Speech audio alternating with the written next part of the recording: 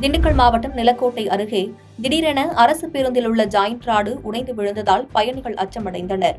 திண்டுக்கல் மாவட்டம் நிலக்கோட்டை அருகே வத்தலகுண்டு அரசு பேருந்து கிளை அலுவலகம் மேற்பார்வையில் சுமார் 100க்கும் மேற்பட்ட பேருந்துகள் இயக்கப்பட்டு வருகிறது.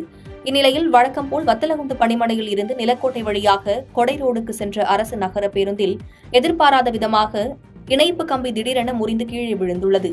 இதனால் பேருந்தில் இருந்த பயணிகள் அலறியுள்ளனர். இந்நிலையில் பேருந்து ஓட்டுநர் சாமர்த்தியத்தால் பேருந்தை ஓரமாக நிறுத்தி எந்தவிதமான உயிர் சேதமும் இன்றி பேருந்தை தனது கட்டுப்பாட்டில் கொண்டு வந்தார்.